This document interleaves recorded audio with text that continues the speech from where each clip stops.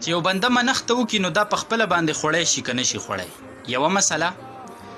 یو بنده دی هغه څه څیز ومنه که هغه د نغدو په شکل دی که هغه د خوراک څیز دی که هغه بل څیز دی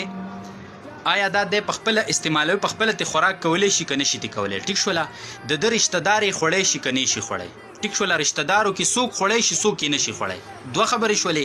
مالدار یې خوړی شي که نه شي خوړی. مالدار ته ترې ورکولی شي که نه شي ترې ورکولی. دوه مسلې شوې او دریمه مسله دا ده چې ده منښته وکړه چیلې ومنو دیګ یې ومنو غوی ومنله. ټیک شوله چې زه به دا لالوم او په خلکو به خورم آیا د دې قیمت ورکولی شي که نه شي ورکولی. څلور مسلې شوې جي دا به د ننني کلیپ کې تاسو سره شیر کېږي او دا ډېره اهمه مسله ده. زموږ په دې معاشره کې د منښتې متعلق چې عربۍ کې ورته نظر وایي د نظر متعلق خلک ډېر زیات په غلط فهمۍ کې پراته دي. نو برای کرم دا خبره به په خپل هم زده کوي او دا به نورو مسلمانانو ته ورسوي چې ستاسو د وجې په مسله باندې پوه شي تاسو ته به الله اجر درکوي. اوله مسله دا ده چې تاسو څیز ومنو نو آیا دا ته په خپله خوړی شي نو نه دا واجب صدقه ده. څنګه چې په تا زکات کېږي زکات واجب صدقه ده. ټیک شوله دغه شان قسم دی د قسم کفاره ده نو هغه ته په خپله نه شي استعمالولی. تا چیلې ومنو دیګ دې ومنو دا تا پوخ کړو نو دا ته په خپله نه شي خوړلی. ټیک شوله یو مسله خو دا یاد ساته که تا په خپله وخوړه نو ګوره بیا ستا منښته نه ادا کېږي. ستا منښته کې بیا فرق راځي نقصان راځي او دا واجب صدقه ده دا په تا لازم ده دا به ته خامخا صحیح طریقې سره به کې. ټیک شوله یوه خو دا شوه. دویمه دا شوه چې ستا په رشته دارو کې څوک خوړی شي څوک یې نه شي خوړی. نو ګوره دا مسله ښه زده که ستا مور او پلار یې نه شي خوړی ستا نیو نیکي نه شي خوړی ستا داسې پسې بره ځه دې ته اصول وایي دی نه شي خوړلی. ټیک شوه څنګه چې ته مور او پلار له زکات نه شي ورکولی د قسم کفاره نه شي ورکولی سرسایه نه شي ورکولی دا ټولې واجب صدقې دي. نو دقسې منښته چې کومه ده نو دا هم ته مور او پلار ته نه شي ورکولی نیو نیکه ته یې نه شي ورکولی په هغوی خوړی نه شي د نغدو په شکل چې یې نه شي ورکولی. ټیک شوه دا ټوله خبره. او فروع چاته وایي یعنې نورې څوک نه شي خوړی ستا چې کوم فروع دی هغې نه شي خوړی. فروع دې ته وایي چې ستا بچي دي ستا نوسي دي ستا کړوسي دي داسې پسې ځه ښکته دی هم نشي خوړلی. ټیک شوله او که د نغدو په شکل نو دوی له هم نشي ورکولی.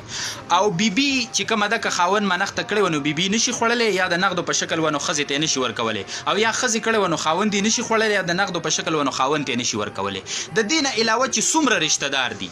نو ګوره هغوی خوړلی شي. خو درېیمه خبره پکې دا وه چې مالدار یې خوړی شي که نه. نو ګوره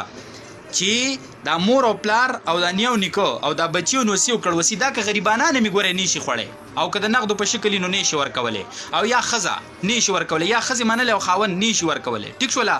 خو دا عام رشته دار اوس د دې نه علاوه خوړی شي که نه شي خوړی. نو که په دې کې کم مالدار دي که نه که هغه پردي دي او که رشته دار دي که کم پکې مالدار دي نو ګورې مالدار یې نه شي خوړی. که دا مالدارو ته دې ورکړه نو دا منښته نه ادا کېږي. که مالدارو باندې دې وخوړه یا د نغدو په شکل مالدارو ته لاړه یا د خوراک په شکل مالدار وخوړه نو ستا په منښته کې نقصان راغی دا منښته ستا نه ادا کېږي. ګوره دا مسله ګوره یاده کړئ زموږ په معاشره کې دې تمیز نشته. خلک دیګ پوخ کې وایي دا مې منلی دی چیلې لال کې وایي دا مې منلی دی میخه غوا لاله کې وایي دا مې منلی ده او بې لګي خان او غریب او دا ورته ټول کېني. یو عام خیرات دی هغه ستا بچي مور او پلار او مالدار او غریب ټول خوړی شي نفلي صدقه ده او دا چې کوم دی واجب صدقه دی ته وایي منښته او نظر. نو دا ګورې چې مالداري هغې نه شي خوړی دا مسله په ذهن کې ښه واضحه واچوئ. ټیک شوله دا درې مسلې شولې. څلورمه مسله کومه ده چې آیا تا دا منښته کړی نو دې قیمت ورکولی شي که نه. نو ګوره دې کې موږ ته لږه خبره اسانېږي. څنګه اسانېږي یو سړی ما چیلې منلې خو ستا چې تا خبره لږه سخته کړه ته وایې چې مالدار یې نه شي خوړی نو زه پکې دا تمیز خو نه شم کولی چې په ده زکات کېږي کو نه کېږي. یا مطلب ما دغسې منښتې خیرات کړی او کسان راغلل نو زه خو دا تپوس نه شم کولی چې لکه ته مالدار یې کو غریب یې او نه دا تمیز کولی شم په کلي او په علاقه کې په محله کې. نو مطلب دا دا خو لږه مشکله شوه ماته. نو بیا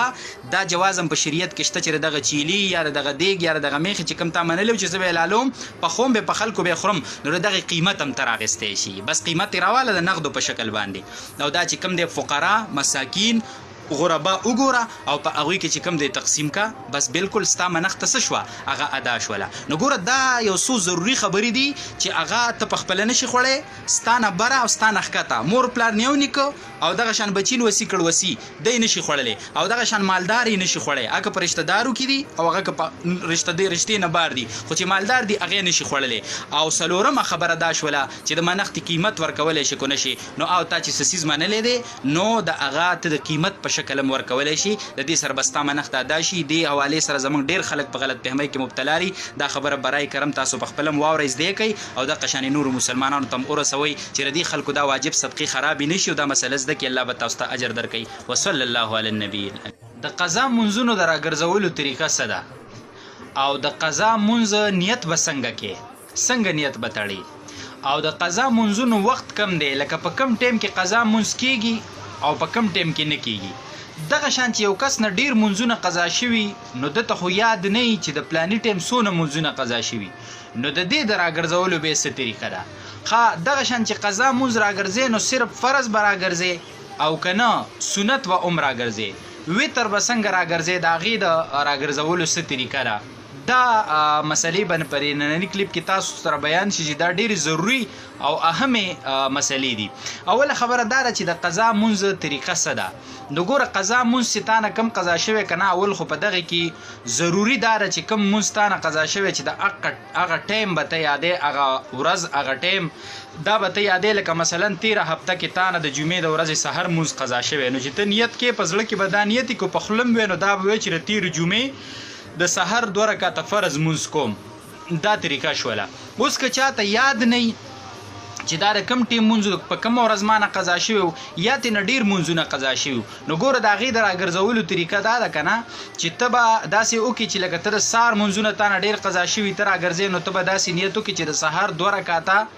فرض قضا لومبنی منځ کوم لومبنی چې سحر منځونو کې ما نه کوم منځونه قضا شوي نو هغه قضا 2 رکعته فرض لومبنی منځ کوم نو چې دا تا وکړو دا خو ته ختم شو که نه نو بل لومبنی پاتې شو نو چې بیا بل ورځ بیا کې نو بیا به وایي چې د سحر قضا منځونو کې لومبنی قضا منځ کوم 2 رکعته فرض نو دا به هم ته ختم شي بل به لومبی پاتې شي یا د ماسپښین منځونه چې ما نه څونه قضا شوي په هغې کې لومبنی 4 رکعته فرض قضا منځ کوم یا داسې هم کولی شي چې یا سحر منځونه ما نه څونه قضا شوي دي په هغې کې رستنی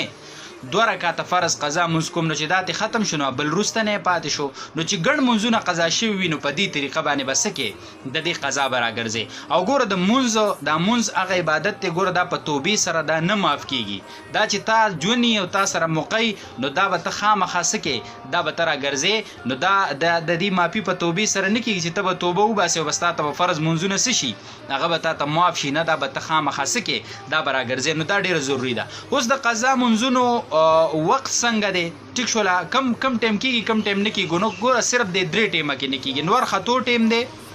یا نور د اسمان منځ له راغې او یا چې کم دی نور د پریوتو ټایم دی دا 3 ټایمه باقي نه دی چې کم ټایم نفل نه کېږي که نه هغه ټایم قضا منځ کېږي کو نفل نم کېږي قضا منځ کېږي ګوره سهار اذان چې وشي صبح صادق چې وخېږي تر د نور خطو پورې ته صرف سنت او فرض کولی شي خو نفل نشي کولی خو قضا منځ ګورې کېږي د مازدیګر د منځ نه پس ته نفل نشي کولی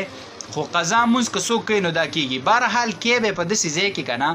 چې د خلکو نه پټ وکړي ځکه کو د خلکو مخکې کې دا منځ قضا کول دا یو عیب دی چې الله په تا پرده راچولې ته ولې د ځان نه په خپله پرده لرکې خلک به خامخا چې دا ټیم خو نفل نه کېږي دی به قضا منځ کوي نو بهرحال دا چې د خلکو نه پټ پکار دی نور د سهار هم قضا منځ کېږي او د مازدیګر مونځ نه پس هم څه کېږي قضا منځ کېږي صرف دغه 3 ټایمونو کې نه وي پکار نور هر ټایم کېږي بل دا چې د سنتو او د وترو قضا شته دی که نه نو صرف د فرضو قضا شته او د سنتو قضا هغه نشته دی سنت دی نه راګرځي او د وترو د قضا څه مسله ده نو څنګه چې فرض راګرځي نو دغه شان به وتر هم څه کې هغه به راګرځي بیا د قضا راګرځولو طریقه څه ده نو بس همدغه طریقې ده که وخت یاد خو وخت به متعین کړي او که وخت یاد نه ډېر قضا شوي نو بیا به دغه طریقه وکړي چې کوم لومبني وتر ما نه څونه قضا شوي په هغې کې لومبنی کوم بل ورځ به بیا په هغې کې لومبنی کوم نو هر یو چې یو تلر کېږي بل به لومبنی پاتې کېږي نو وتر او چې څنګه ته ماسخوتن وتر ادا راګرځې که نه نو دغه طریقې د قضا هم ده قضا به هم په دغه طریقه باندې ته راګرځې دا د قضا منځونو په باره کې ډېرې اهمې او ضروري مسلې وي او ملګرو د دې تپوسونه کړي نو برای کرم که تاسو ته کې چاته نه زده خو زده کوي نورو ته هم ورسوئ او که چاته زده مي نو شیر یې کوي داسې ملګرو ته به لاړ شي چې هغوی ته به نه زده او هغوی ته به اساني پیدا شي نو تاسو موږ له به الله اجر راکړي وصلی الله علی النبي